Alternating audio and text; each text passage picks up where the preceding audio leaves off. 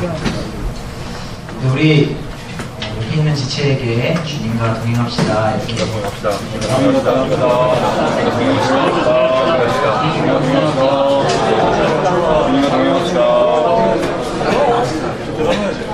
네, 이 주님과 동행하자는 이 말이 그냥 말로 끝나지 않고 우리의 삶이 되었으면 좋겠습니다. 우리 말씀 찾아보겠습니다. 사무엘 상입니다. 사무엘상 17장 1절에서부터 11절입니다.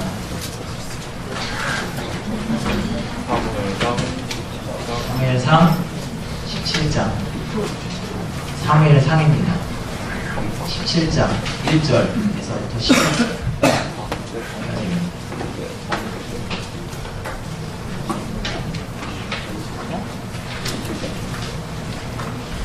혹시 오늘 무슨 일 있어요?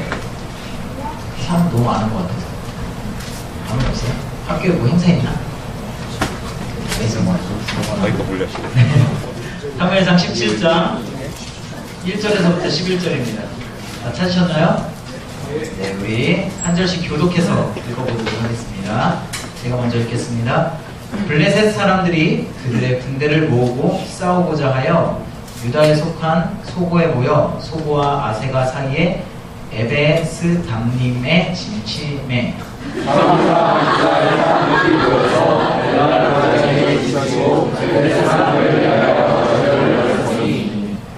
블레셋 사람들은 이쪽 산에 섰고 이스라엘은 저쪽 산에 섰고 그 사이에는 골짜기가 있었더라.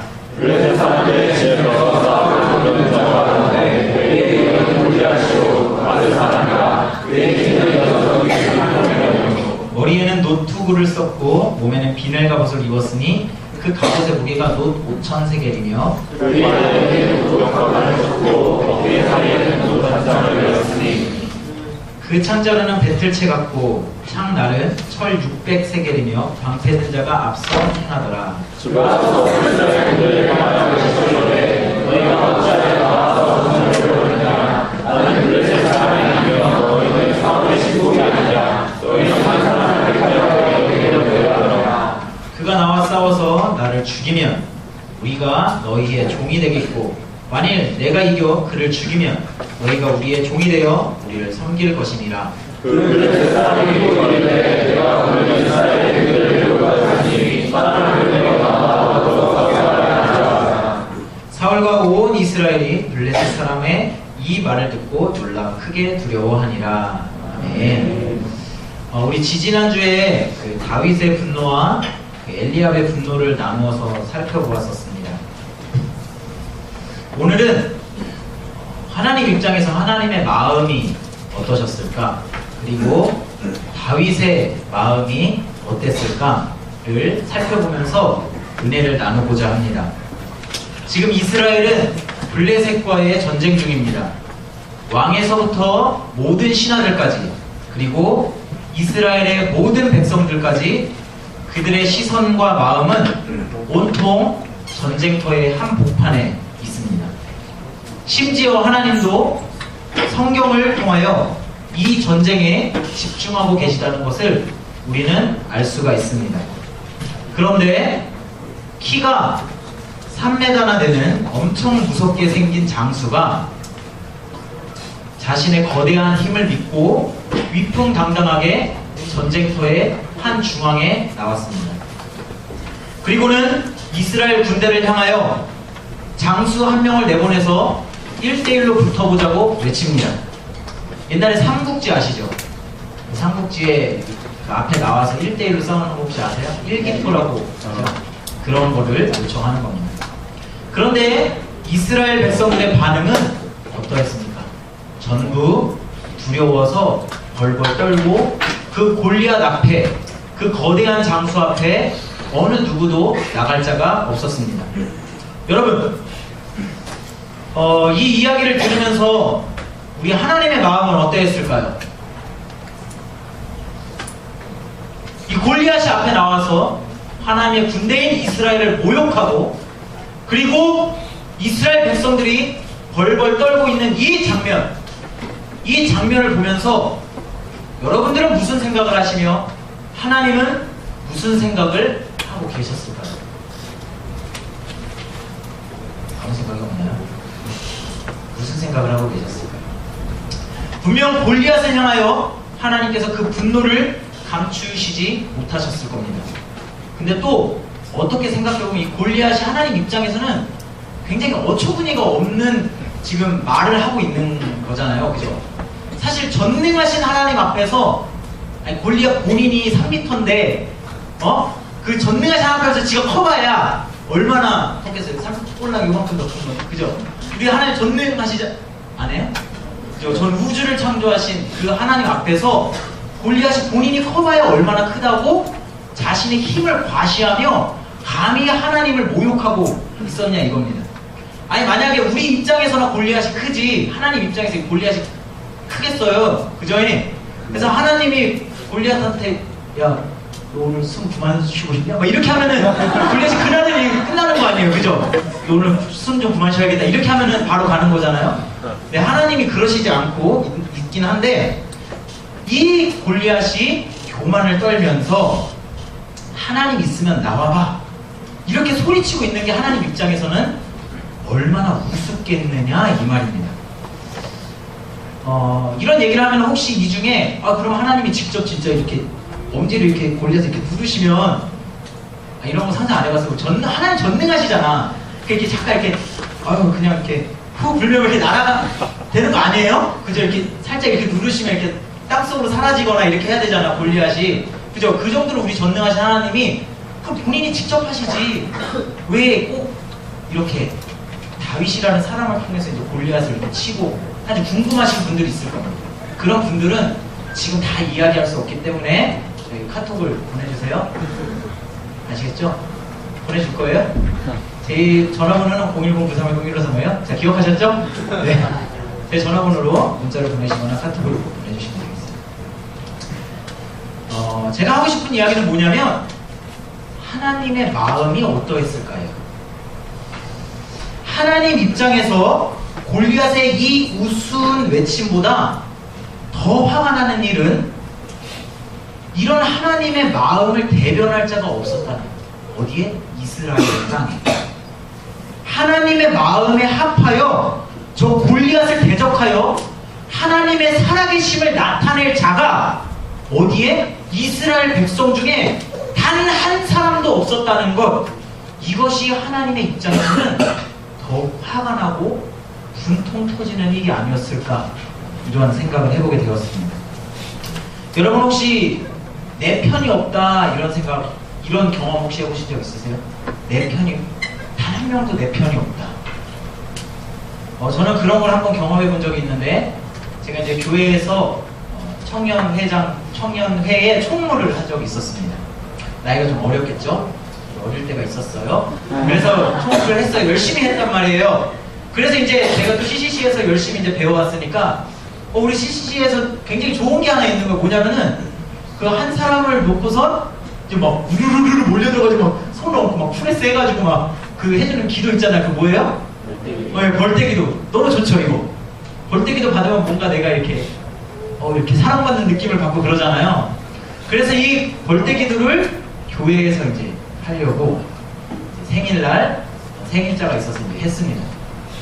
그래서 이제 다 앉아 있어요. 그래서 제가 총무니까 앞에 나가서 이제 광고를 하면서 다 형들 누나하고 막 이래요. 그래가지고 이제 제가 우리 생일을 축하하기 위해서 다 앞으로 나와서 우리 함께 벌떼기도를 합시다. 그랬더니 저쪽에서 형 하나가 그냥 앉아서 해. 이러시는 거예요. 그래가지고 제가 그래도 형 누나들 여기 우리 나와서 같이 축하해주면 좋잖아요. 이렇게 했는데 귀찮게 왜 자꾸 그래. 또 그 한쪽에서 이를 제 마음이 굉장히 어렵더라고요. 그렇게 하면서 이제 그건 하나의 사건이고 그렇게 청년회 활동을 하면서 제가 막 청년회에 도입하고 싶었던 것들이 많아서 열정을 다해서 했습니다. 그런데 어느 날 저와 친했던 어떤 형이 저의 이제 뒤에서 이제 들려오는 소리를 저에게 딱 말하는 거예요. 야 성훈아 너 좀 자제해야겠어. 너무 건방지단 소리가 들리죠. 이 마음을 하는데 제가 청년회에 일하고 싶은 마음이 다 사라져요. 이걸 누구한테도 나눌 수가 없는 거예요. 왜냐면 뒤에서 들렸던 소리니까 내 편이 하나도 없다라는 생각이 드는 거죠. 도망가고 싶은 거예요. 완전히 사라져버리고 싶은 거죠. 내 편이 없다. 그때 진짜 절망이었습니다. 간신히 붙어 있었긴 했지만 여러분들 혹시 이런 정말 내 편이 없다, 나를 위로해줄 누군가도 하나 없다, 내 마음과 같이 하는 사람이 한 사람도 없다 라는 거 혹시 느껴보셨나요? 하나님의 마음이 이랬을 거라는 생각이 듭니다. 하나님은 골리앗을 분명히 그냥 한 방에 보낼 수도 있음에도 불구하고 그거를 참으세요. 왜냐면 하나님이 그렇게 하시기로 작정하셨기 때문에. 하나님은 누굴 기다리냐면 하나님과 마음이 같은 자를 기다리고 계시는 거예요. 근데 이스라엘에는 단 한 사람도 그런 사람이 없는 거예요. 우리 16절을 한번 같이 읽어보겠습니다. 16절을 한번 읽어볼게요. 같이 읽겠습니다. 시작. 그 블레셋 사람이 40일을 조석으로 나와서 몸을 나타내었더라. 40일 동안 이 전투에 배치가 일어나 있는 상황에서 골리앗은 매일 아침 저녁으로 나와서 이스라엘 군대를 모욕하고 하나님 있으면 나와봐. 무슨 하나님이 졌는 게 웃기고 있네. 말도 안 되는 소리. 그러면서 하나님을 모욕하고 그런 이야기를 날마다 아침 저녁으로 40일 동안 그렇게 얘기를 하는 겁니다. 골리앗이 그렇게 하나님을 모욕하고 있는데 그 어느 누구 하나 하나님의 마음을 대변하여 골리앗이라는 이 세상을 다 향하여 열정을 다하여 내가 하나님의 살아계심을 나타내겠다 라고 외치는 그 어느 누구 한 사람도 이스라엘 땅에는 없었다는 것. 그것이 하나님 편에서의 안타까움이고 하나님 편에서의 정말 고통이었을 거라는 생각이 듭니다. 단 한 사람도 없었습니다. 이스라엘 땅에는 하나님의 마음과 같은 단 한 사람도 없었습니다. 그러면서 우리 공동체의 생각이 좀 났습니다. 요즘 학생들하고 이야기해보면 우리 안에 어떠한 열정도 없어져 버린 채 예수 그리스도를 향한 정말 깊은 예수 그리스도를 알고자 하는 마음에 정말 나를 진정한 크리스찬으로 훈련시키려고 하는 어떠한 마음도 없어져 버린 채 이 캠퍼스를 보고만 하고자 하는 그런 마음도 사라져 버린 채 지상명령 성취를 위해서 온 마음으로 미래를 준비하는 것도 다 사라져 버린 채 그냥 사라져 버리는 것만 같은 그런 학생들의 이야기를 들었습니다. 그냥 이 따뜻한 봄날에 함몰되어져 버린 것 같은 그런 상태. 이 루즈함의 연속이라는 것을 보게 되었습니다. 중간고사 이후 목표가 상실되어져 버렸습니다. 나를 거룩하게 돌아보는 것도 느슨해져 버렸고 나를 정말 하나님 안에서 잘 세워져 가고자 하는 그런 욕심도 사라져 버렸고 고대 캠퍼스를 향해서 말씀의 운동을 일으키고자 하는 그 마음도 사라져 버렸고 기도의 열기도 사라져 버렸고 어느새 다 사그러져 버린 그런 열정이 사라져 버린 그런 우리들의 현실이 지금 있지 않나 그런 생각을 하게 되었습니다. 여러분들은 어떠세요? 하나님의 마음과 정말 동일하게 움직이고 계신가요? 하나님이 원통해 하는 것은 골리앗 때문이 아니라 하나님과 마음이 합한 자 그 한 사람이 없어서 하나님은 마음이 아프신 겁니다. 저도 끊임없이 나를 치면서 새벽을 깨우지만 이 세상을 예수 그리스도의 십자가의 복음으로 전복시킬 강한 열정이 생겨서 일어나는 것이 아닌 약간 기계적인 삶을 살고 있는 것이 아닌가 하는 생각이 저에게도 들었습니다. 지금 바로 우리가 이스라엘 백성 같지는 않은가 이런 생각이 들었습니다. 이런 우리를 보면서 하나님은 어떠한 생각을 하실까요? 여러분들의 마음은 어떻습니까? 열정으로 가득 차 있습니까? 하나님의 사랑으로 가득 차 있습니까? 하나님의 마음과 하나가 되어서 하나님의 뜻을 따라 살기를 강한 열망으로 그렇게 간절히 원하고 계십니까? 지금 우리 안에 이 고대 캠퍼스 복음화를 강력하게 외치는 그 누가 있습니까? 이 세상의 변화를 일으키고자 열심으로 기도하는 그 누군가가 얼마나 됩니까?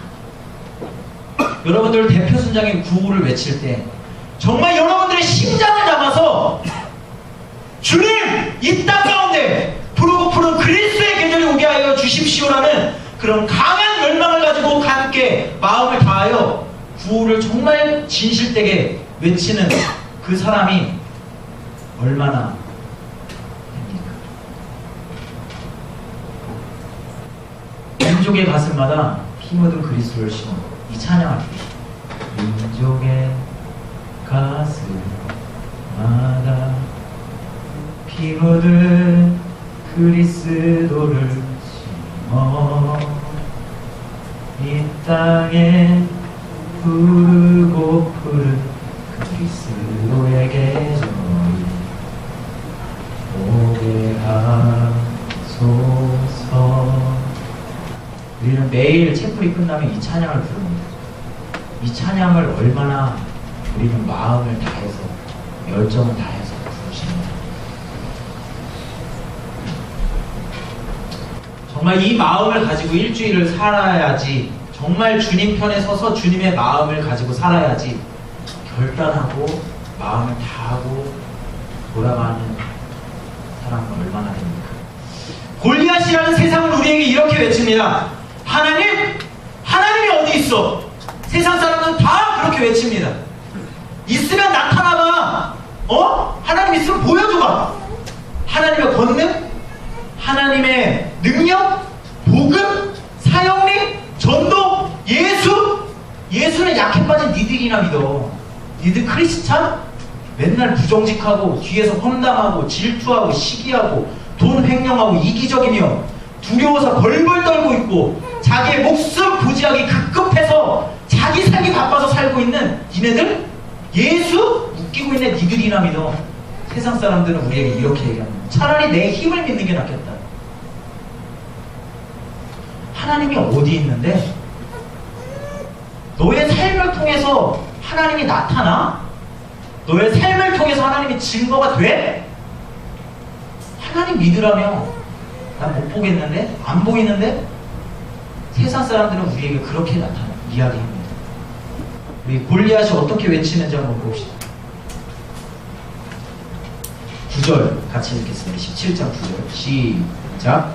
그가 나가서 나를 죽이면 너희가 너희 중에 되겠고 나는 내가 이기어 그를 죽이면 너희가 우리의 주인 되어 우리를 섬길 것이다. 그 블레셋 사람이 또 이르되 내가 오늘 이스라엘 군대를 모욕하였으니 사람을 보내어 나와 한번 더불어 싸우게 해봐라.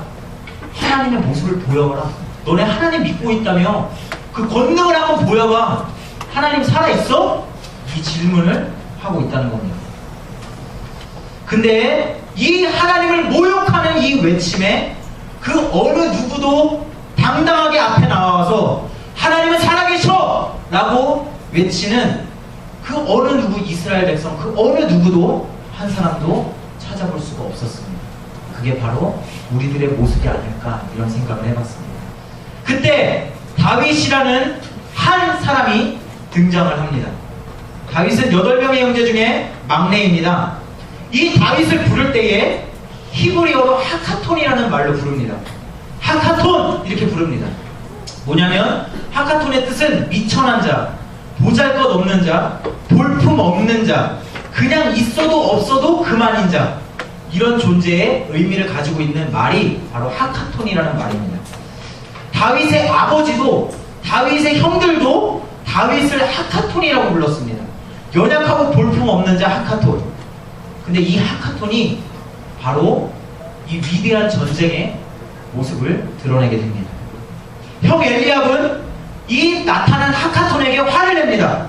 이 하카톤, 다윗, 이 보잘것없는 이 녀석이 이 전쟁에 뭐하러 나왔어? 여기가 장터야? 구경하러 왔어? 죽고 싶어? 이렇게 형 엘리압은 자신 안에 있는 오히려 그 두려움을 보지 못하고 오히려 남을 정죄하고 비난하기 급급합니다. 이게 엘리압의 모습이었습니다. 하지만 그 하카톤 다윗은 그 말을 귀담아 들었을까요? 듣지 않았을까요? 그 말을 전혀 귀담아 듣지 않습니다. 이 하카톤 다윗의 귀에는 오직 하나님의 군대를 모욕하는 골리앗이 외치는 그 소리만이 그 하카톤의 귀에 들렸던 것입니다. 그리고 이 연약한 자 하카톤은 거룩한 분노를 나타냅니다. 우리 26절을 같이 한번 읽어보도록 하겠습니다. 26절 시작. 다윗이 곁에 있는 사람들에게 말하여 이르되 이 블레셋 사람을 죽여 이스라엘의 치욕을 제거하는 사람에게는 어떠한 대우를 하겠느냐. 이 할례받지 않은 블레셋 사람이 감히 누구에게 살아계신 하나님의 군대를 모욕하겠느냐.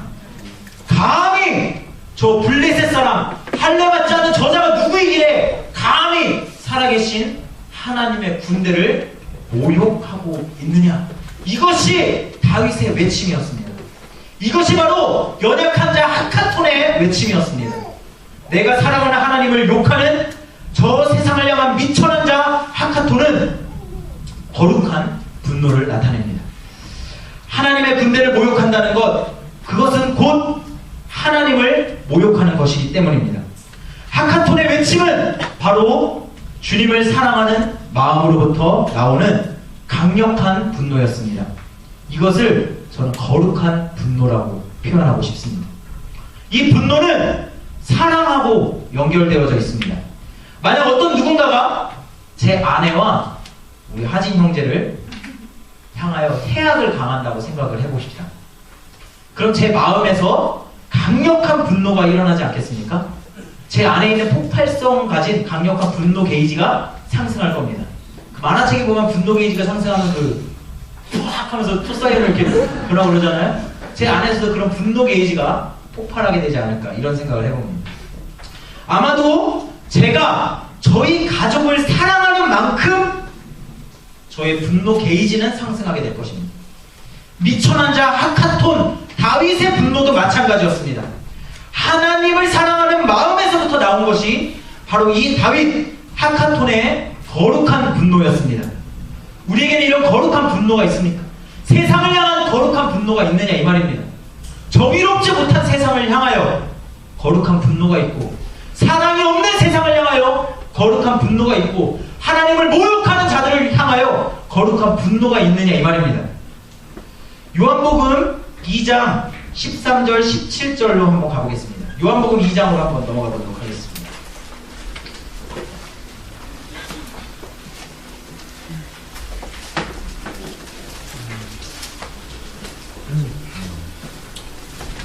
요한복음 2장 13절에서 17절입니다. 여기는 예수님의 분노가 나옵니다. 예수님이 항상 사랑을 베풀고 어이구 그랬어 이렇게 잘했구나 막 이렇게 하시는 분이 아니라 여기서는 특별하게 예수 그리스도께서 분노하시는 장면이 나옵니다. 제가 읽어갈 테니까 자세히 한번 눈으로 성경을 집중해서 한번 따라와 보셨으면 좋겠습니다. 유대인의 유월절이 가까운지라 예수님께서 예루살렘에 올라가셨습니다. 성전 안에는 소와 양과 비둘기 파는 사람들과 돈 바꾸는 사람들이 앉아 있는 것을 예수님이 보시고 노끈으로 채찍을 만드사 양이나 소를 다 성전에서 내쫓으시고 돈 바꾸는 사람들의 돈을 쏟으시며 상을 엎으시고 비둘기 파는 사람들에게 이르시되 이것을 여기서 가지고 나가 내 아버지의 집으로 장사하는 집을 만들지 말라 하시니 제자들이 이것을 보고 성경의 말씀에 주의 전을 사모하는 열심이 나를 삼키리라 한 것을 기억하더라, 이렇게 얘기하고 있습니다. 예수님이 성전에서 장사하고 있는 것을 뒤집어 엎으며 하나님의 전에서 지금 무엇을 하고 있는 거야? 라고 하면서 성전을 다 뒤집어 엎으십니다. 예수님이 이렇게 화내시는 거 본 적 있으세요? 껍데기만 남아있는 예루살렘을 향하여 예수님은 분노하시는 겁니다. 하나님을 사랑하는 마음이 없는 이스라엘을 향하여 예수 그리스도는 분노하시는 겁니다. 우리는 얼마나 예수님을, 얼마나 하나님을 사랑하는 마음을 가지고 살아가고 있습니까? 이 예수님의 분노는 하나님을 정말 사랑하는 데서 나오는 분노였습니다.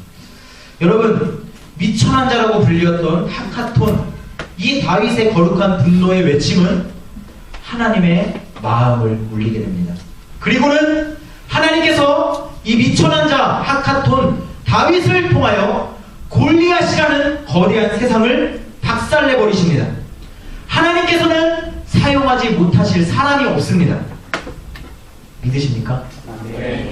아버지든 형이든 골리앗이든 그 누구라도 다윗을 하카톤이라고 부르고 미천한 자라고 부르고 그 어느 누가 다윗을 그렇게 부르더라도 그것은 다윗과 하나님 입장에서는 아무것도 아니었습니다. 누가 나를 바보라고, 누가 나를 멍청이라고, 누가 나를 또라이라고, 너 왜 그렇게 사냐고 누가 나한테 외칠지라도 내 눈에는 예수 그리스도밖에 안 보이기에 나의 정체성은 하나님의 자녀라는 분명한, 나는 빛의 자녀야, 주의 자녀야, 주의 말씀만 따라갈 거야 라는 강한 확신이 있기 때문에 그 어떤 말도 내 귀에 들리지 않고 오직 확신을 가지고 앞에 나아가는 것, 이것이 바로 하카톤이라고 불리던 미천한 자 다윗의 영성이었다는 것입니다. 다윗은 그냥 하나님의 마음에 맞는 다윗, 주의 자녀, 하나님의 군사 다윗이었습니다. 이것이 바로 우리의 정체성입니다. 이것이 바로 나의 정체성입니다. 그리고 여러분의 정체성입니다. 여러분은 도대체 어떤 정체성을 가지고 살고 계십니까?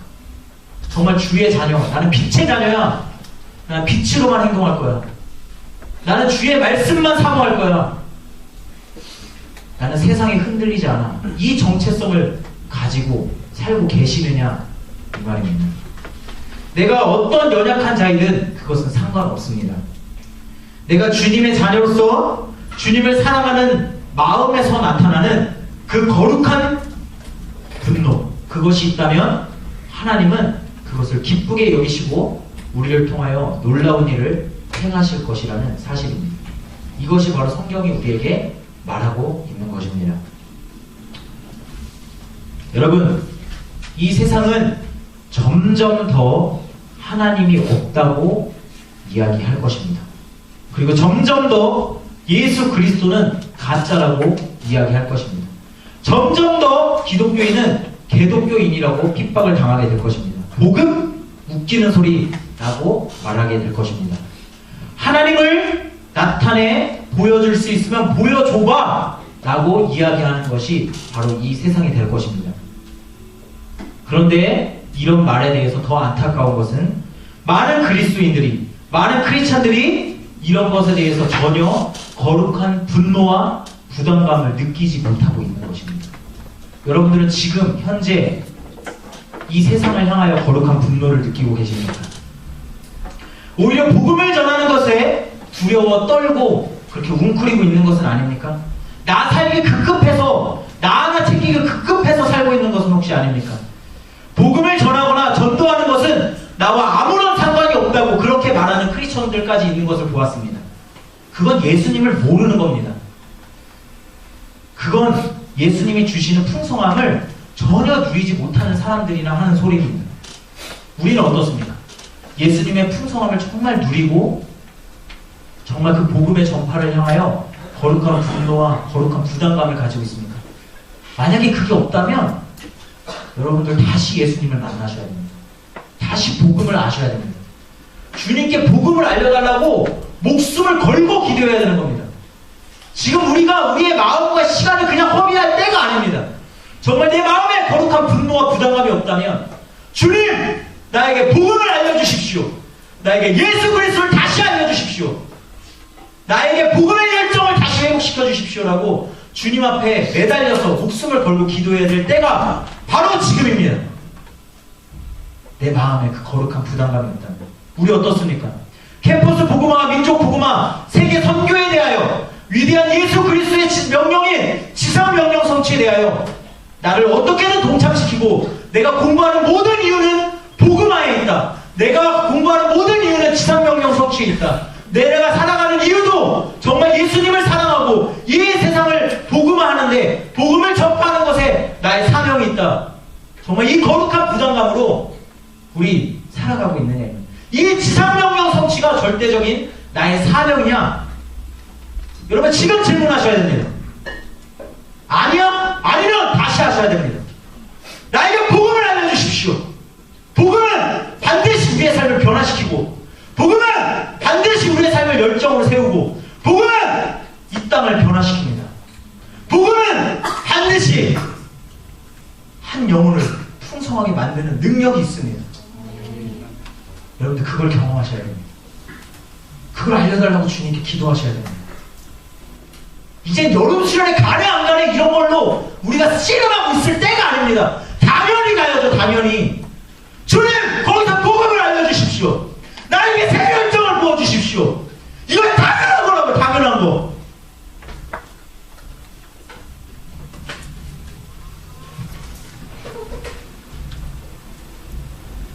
우리는 빛의 자녀로 지금까지 어떻게 모태신앙으로 살아왔습니다. 그래서 이 자리에 있는 거죠.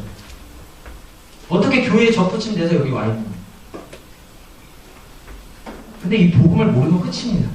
아무것도 아닙니다. 우리 안에 거룩한 분노로부터 나오는 거대한 열정이 사라져버렸습니다. 하나님을 향한 사랑과 열정, 그리고 이 세상을 향하여 정의롭지 못한 것에 대하여 또 죄에 대하여 나타나는 거룩한 분노가 사라져버린 채 우리는 그저 하루하루를 살아가고 있지는 않은지 우리 자신을 이제는 점검하고 열정의 회복을 구해야 될 때가 되었습니다. 여러분, 먼저는 복음을 구하셔야 됩니다. 이제는 두려워 떨며 비참하게 살아가는 이스라엘 백성들과 같은 모습을 벗어 던져버릴 때가 되었습니다. 우리는 그 마음을 쏟을 때가 되었습니다. 주님은 지금 이 골리앗과 같은 세상을 향하여 복음에 사로잡힌 다윗과 같은 한 사람을 기다리고 있습니다. 여러분들이 그런 한 사람 한 사람이 되기를 소망합니다. 그럼 어떻게 하면 우리가 이 하나님이 없다고 하는 이 비참한 교만과 제약으로 가득 찬 골리앗과 같은 거대한 세상을 향하여 돌을 던지고 그 골리앗을 깨서 승리할 수 있을까요? 어떻게 하면 캠퍼스 복음화와 민족 복음화, 세계 선교의 완성, 그리고 지상 명령 성취를 이루어갈 수 있을까요? 제가 이런 거룩한 분노에 대해서 이야기를 한 적이 있었습니다. 그랬더니 이제 어떤 잘못 적용하시는 분들이 가끔 TV에 나오시죠? 그 우상에다 페인트 칠하시고 그 불상 목 따시고 그죠? 불상 그리고 그 천하대장군 지하 여장군한테 이제 얼굴에다 이렇게 안녕 이렇게 써시고 막 이런 것이 이제 TV에 나오는 인터넷 뉴스에 떠나오는 이거는 거룩한 분노에 대한 잘못된 적용입니다. 그런다고 무슨 영적인 어떤 일이 일어나는 거 아닙니다. 우리가 정말 정신을 바짝 차리고 오늘 그러면 어떻게 하면 우리가 이 복음의 열정이 가지고 우리가 어떻게 행동해야 될 것인가에 대해서 두 가지만 나눠보려고 합니다. 첫 번째는 그것입니다. 지난주에 김주영 간사님께서 나누어 주셨던 One act of random kindness at a time, 이 방관하지 않는 주는 사람이라고 번역되어 있었죠. 그것을 뭐라고 하냐면 그 순간에 주는 임의적인 나의 선한 행동, 그거 지난주에 이야기하셨던 거 기억하십니까? 기억하시면 고개를 좀 끄덕여주세요. 좋아요. 바로 그것입니다. 요한복음 13장 35절에 이렇게 쓰여 있습니다. 제가 읽어드리겠습니다. 너희가 서로 사랑하면 이로써 모든 사람이 너희가 내 제자인 줄 알리라. 이렇게 쓰여 있습니다. 우리의 선한 행동과 사랑으로 이 세상을 이길 수 있다고 예수님은 그렇게 우리에게 이야기를 하시는 겁니다. 미국 흑인 해방 운동을 일으켰던 마틴 루터 킹 목사님이 있었습니다. 흑인 해방 운동을 하던 어느 날이었습니다. 킹 목사님 집에 폭탄이 터졌다는 소식이 들렸습니다. 그 집에는 어린 딸과 아내가 있었습니다. 킹 목사님은 황급하게 집으로 달려왔습니다. 시장과 경찰서장과 비롯한 수백 명의 흑인들이 그를 맞아주었습니다. 가족들은 다행히 다친 데가 없었습니다. 하지만 앞 창문이 산산조각이 나 있었고 현관 앞은 움푹 파여 있었습니다. 그 자리에 누군가 있었으면 바로 즉사했을 것입니다. 경찰들은 군중들을 해산하라고 명령했습니다. 그러자 누군가가 경찰을 떠밀었습니다. 그리고 병 하나가 경찰을 향하여 날라왔습니다. 그리고 그 경찰은 경찰봉을 휘두르며 사람들을 공격하기 시작했습니다. 곧 폭동이 일어날 것만 같았습니다. 백인을 향한 흑인들의 분노가 끝에 달해서 이제는 곧 터질 지경이었습니다. 그때 킹 목사님이 외쳤습니다. 여러분, 자중하십시오. 폭력은 안 됩니다. 칼로 사는 자는 칼로 멸망합니다. 우리는 백인 형제들을 사랑해야 합니다. 그들이 우리에게 어떤 짓을 하더라도 사랑해야 합니다. 우리가 사랑하는 것을 그들이 깨닫게 해야 합니다. 예수님은 너희 원수를 사랑하여라. 너희를 저주하는 사람들을 축복하고 너희를 모욕하는 사람들을 위하여 오히려 기도하라라고 말씀하셨습니다. 이 말씀은 수세기가 흘렀지만 여전히 우리가 지키고 따라야 할 말씀입니다. 킹 목사님은 이렇게 외쳤습니다. 그리고 흑인 해방운동을 완성해 가십니다. 여러분, I have a dream 이라는 그 연설문 아시죠? 한번 나중에 읽어보시면 좋겠습니다. 그 연설을 하면서 그 미국의 흑인 해방운동이 일어나기 시작합니다. 여러분, 바로 이 마틴 루터 킹 목사님의 말씀처럼 세상 사람들은 우리들의 행동을 보고 하나님을 알게 될 것입니다. 우리가 지난 챕터를 드리고 나서 One Act of Random Kindness at a Time을 실제로 실천해 보신 분이 있으면은 혹시 손 한번 들어봐 주시겠습니까? 나 누군가에게 선한 행동을 한 번이라도 했다. 손 한번 들어주겠습니다. 아, 괜찮아요. 손 들어주세요. 손 들어주세요. 저는 길 가다가 쓰레기통에다가 이 땅에 떨어진 쓰레기를 또 하나 넣었습니다. 잘했죠? 아, 이런 것도 선한 행동이에요. 아니에요? 나쁜 사람이었어요? 나쁜 행동한 거예요? 자, 하나라도 가 정말 이 선한 행동을 한 사람. 네, 좋아요. 네, 좋습니다. 또, 좋아요. 좋습니다. 네, 좋아요. 가족순장님들 중에 또 한 명 있었는데? 찍어놨는데? 가족순장 모임도 한번 했어요. 걸려들었어. 제가 다 봤어요, 지금. 네, 이렇게 해주겠습니다. 이 실천한 내용을 우리가 이제 적용하기 위해서 매주 챔플 메시지 전에 한 3명 정도씩 발표를 하려고 합니다. 너무 무리하는 걸 시키나요? 아무도 안 할 거예요? 난 죽어도 안 하겠다라는 표정을 지고 있어요. 난 죽어도 안 하겠다. 손 한번 들어주세요. 얼른 다 하는 겁니다. 다 손 안 들었으니까 다 하는 거예요. 자, 여러분, 이것은요, 예수님이 이렇게 말씀하셨죠. 왼손이 한 일을 오른손이 모르게 하라. 이 명령을 거역하고자 하는 그런 행동이 아닙니다.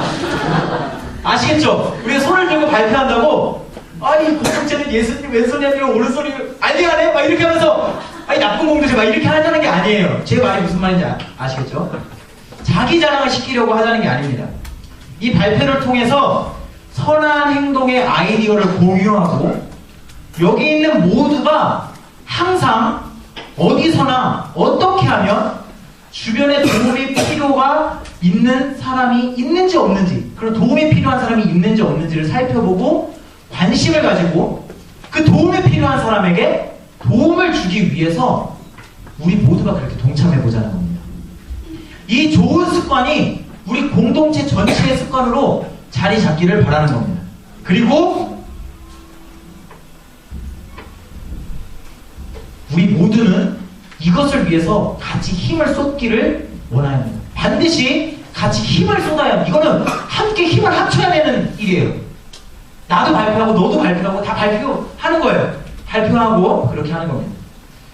항상 내 인식 속에 누군가를 도와야 하는가, 나는 그것을 항상 신경 쓰며 도움을 주고 그것을 이 자리에서 나오고 함께 힘을 합쳐서 그렇게 서로를 진실되게 격려하고 그렇게 우리가 함께 하자는 그런 의미에서 이렇게 한 번씩 발표를 하자 이겁니다. 그럼 이해가 되시죠? 그래서 저는 이것을 줄여서 이제는 아크라고 부르겠습니다. 아크 괜찮죠? 아크, 선한 행동을 한 사람들 아크를 실천하신 분이 있다면 발표해 주시고 여러분들은 그 발표한 사람들을 위해서 힘찬 박수를 쳐주셔야 됩니다. 아시겠죠? 거짓이 담겨있으면 안 돼. 그게 참 선한 행동 이런 식으로 거칠게 하면 우리 곤란하다고 서로가 이렇게 마음이 동의하는 곤란해요. 그러면은 그래서 온 힘을 다해서 우와 이렇게 해줘야 된다는 거 아시겠죠? 네. 우리 연습을 해봅시다. 저는 길을 가다가 쓰레기를 학교 때 떨어져 있는 쓰레기를 이렇게 쓰레기통에 넣었어요.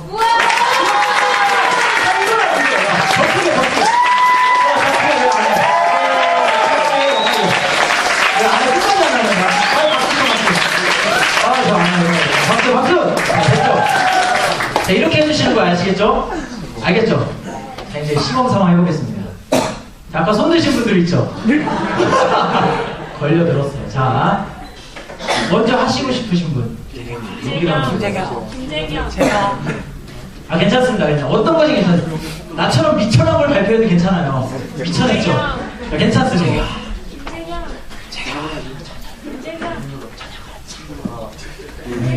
아, 누군지 알아요. 자신해요. 괜찮아요. 어차피 4명이야. 지금 4명 다 할 거예요. 어차피 할 거니까 걱정하지 말라고요. 빨리 하세요. 좋아요. 좋아요. 좋아. 발표해주세요. 저는 친구가 담배를 끊는데 도움을 줬다고 생각합니다. 우와! 좋아요. 좋아요. 한국을 같이 해주셔야 돼요. 아시겠죠? 아, 이게 매주 우리의 이 습관처럼 이렇게 되어졌습니다. 또 한 분. 네네, 좋습니다. 발표해주세요. 조금 자세하게 얘기해 주셔도 괜찮아요? 저는 쓰레기가 있길래 병을 주워서 버렸습니다. 우와! 동물감이 생겼어, 나만 이렇게 소소한 거 얘기하는 게 아니구나. 자, 또! 한 번 있으면 괜찮습니다. 또! 네, 좋아요. 집에 올라가는데 기차에서 어떤 할머니가 다리를 맞춰서 서서 가셔서 서방까지 다리를 비켜주고 우와!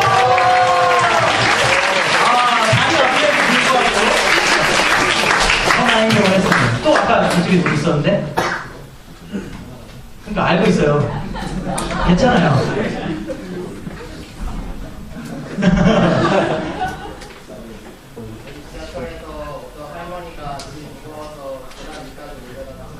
우와! 자, 매주 이렇게 서로가 환호해주고 격려해주고 이거 진짜 진심을 마음을 담아야 돼. 그래서 나도 어떻게 하면 한 가지 선한 행동, 누군가에게 정말 사랑의 행동, 인위적인 그 하나의 행동을 할 것인가, 이것을 정말 생각하고 고민하시면서 정말 사셨으면 좋겠어요. 이게 그리스도인의 삶이에요. 이거 어려운 게 아니라고. 내가 인식만 하고 있다. 근데 이거를 인식하기 위해서 우리가 박수치고 이러는 게 서로 돕는 행동이라는 겁니다. 좀 이렇게 하면서 우리 안에 이 캠퍼스 안에 이런 선한 영향력들이 많이 나타났으면 좋겠습니다. 아시겠죠? 그래서 새로운 아이디어들을 계속 생각해내시면서 또 새로운 걸 한번 도전해보는 거. 괜찮죠? 예를 들면 뭐다 수업 시간 쉬는 시간에 미리 앞에 나와서 칠판 먼저 지웠어요. 이런 것도 좋아요. 괜찮죠? 이런 것도 다 선한 행동이에요. 아시겠죠? 이런 것들을 우리가 나눠주셨으면 좋겠습니다. 두 번째는 이겁니다. 세상을 대적하는, 골리앗이라는 세상을 대적하는 두 번째는 반드시 복음을 정확하게 제시할 필요가 있습니다. 우리가 복음의 열정에 사로잡혀 복음을 분명하고 정확하게 제시할 필요가 있다 이 말입니다. 바울은 이렇게 이야기했습니다. 제가 읽어드릴게요. 잘 귀를 열고 들어주세요. 하나님의 지혜에 있어서는 이 세상이 자기 지혜로 하나님을 알지 못하는 거로 하나님께서 전도에 미련한 것으로 믿는 자들을 구원하시기를 기뻐하셨도다. 이렇게 얘기하는 거예요.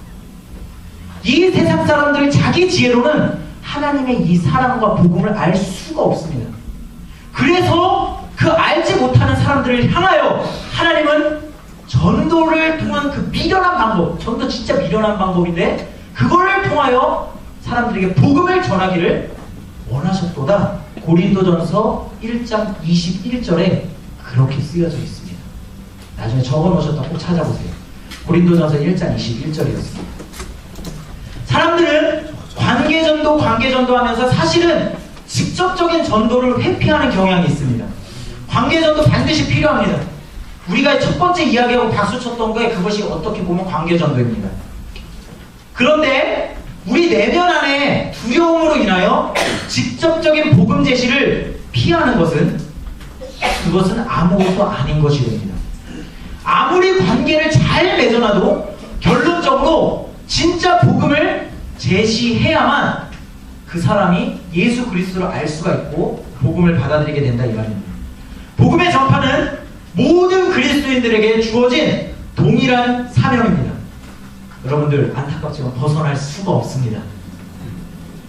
기쁘시죠? 복음 전파의 사명을 가진 자. 여러분들 이미 예수 그리스도의 마수의 손에 걸려들었습니다. 복음 전파자로 여러분 부르심을 받았다 이 말입니다.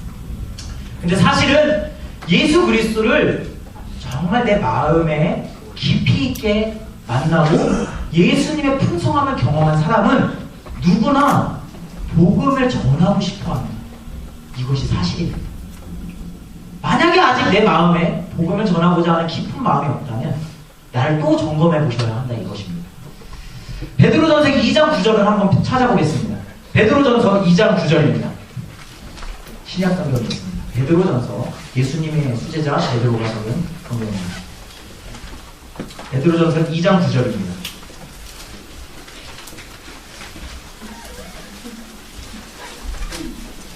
같이 한번 읽어보도록 하겠습니다. 천천히 시작. 오직 너희는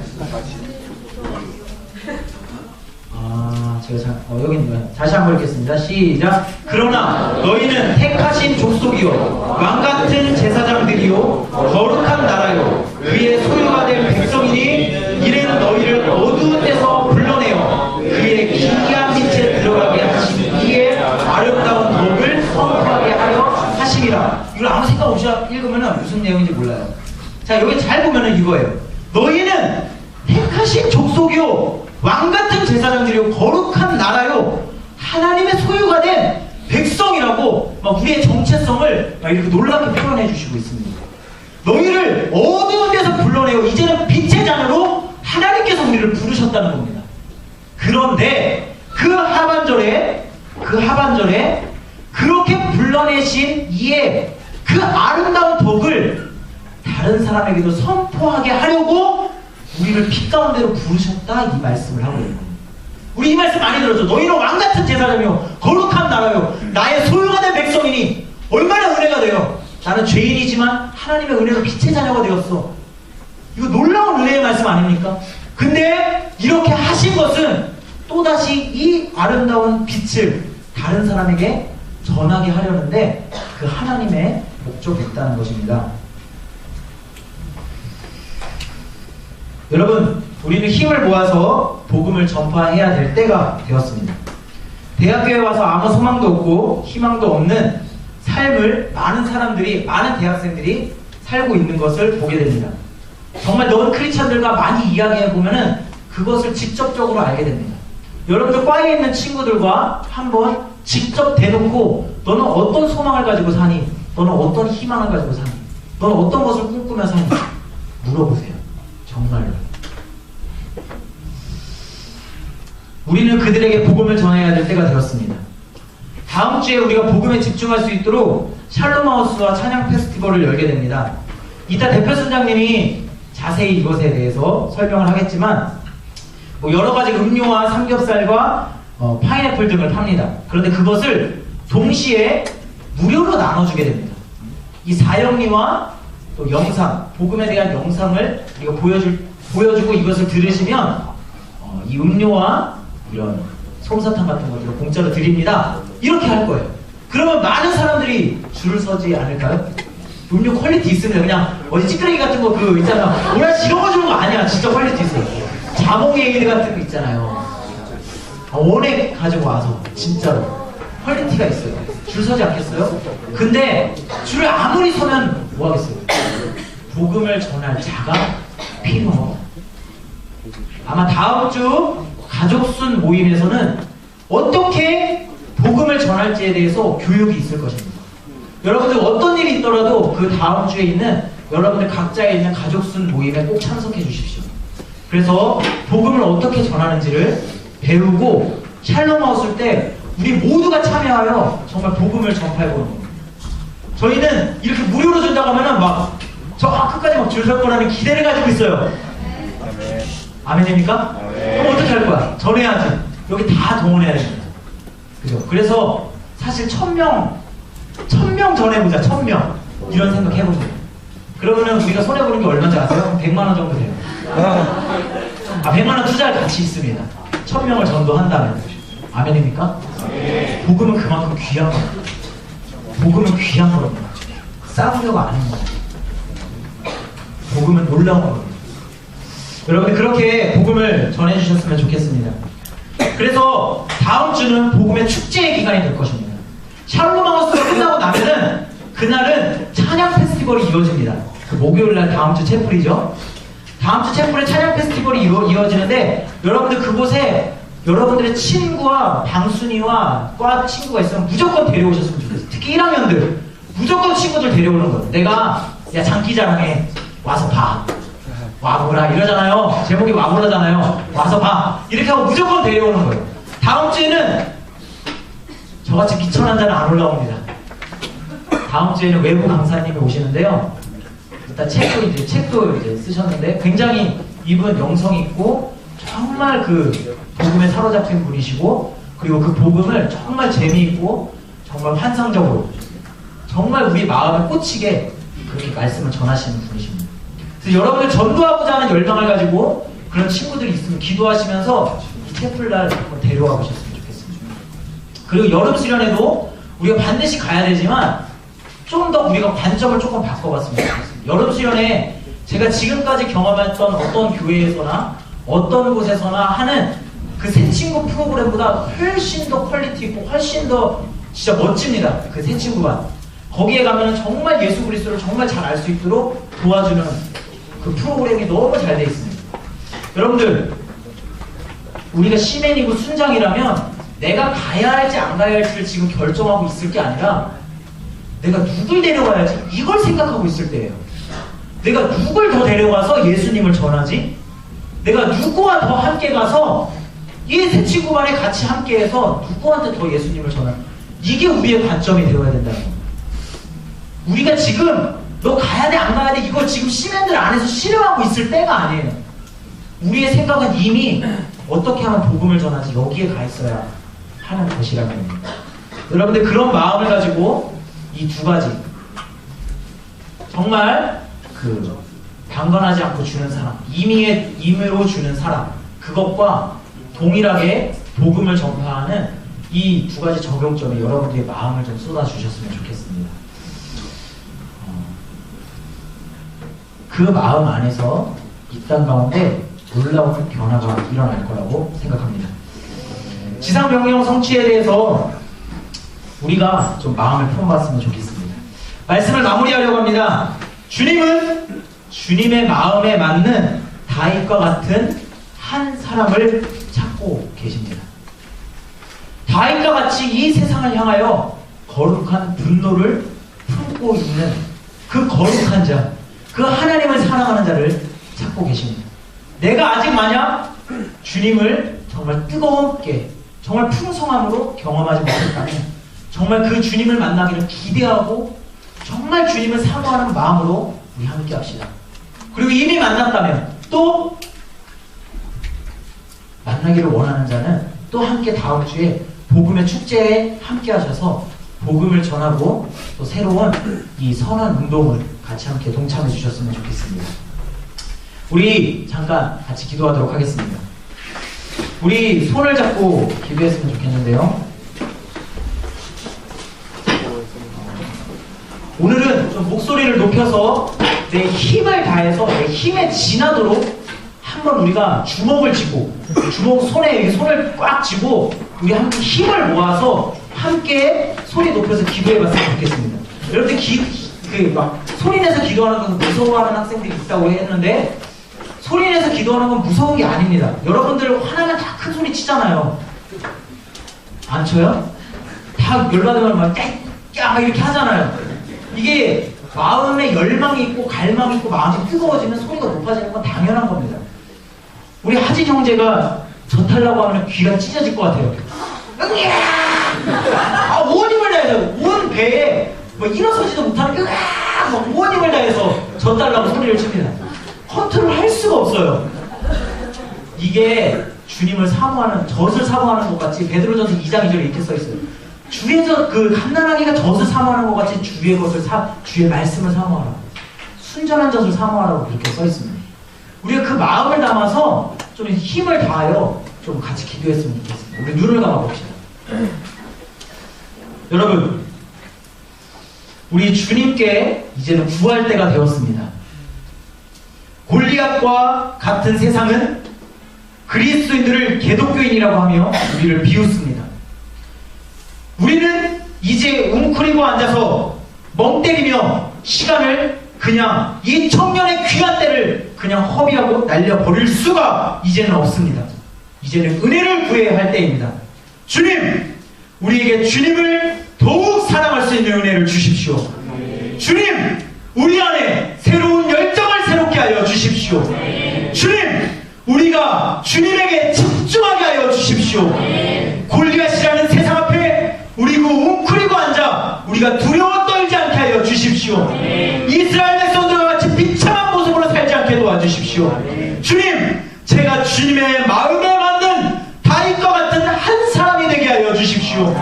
저는 저를 하카톤이라고 여겼습니다. 많은 사람들이 나를 미천한 자 하카톤이라고 부릅니다. 하지만 저는 주님의 자녀입니다. 당신의 구사입니다. 빛의 자녀입니다. 더 이상 죄로 살지 않습니다. 이제 빛으로 살고 열정으로 살고 주님, 이제는 주님을 사랑하는 마음으로 살기를 원합니다. 주님, 나를 통하여 일하여 주십시오. 우리는 은혜를 구하여야 할 때입니다. 우리 지금 힘을 다하여 배에 힘을 꽉 주고 주여 주여 주여 3번 크게 외치고 한번 힘차게 주님의 은혜를 구합시다.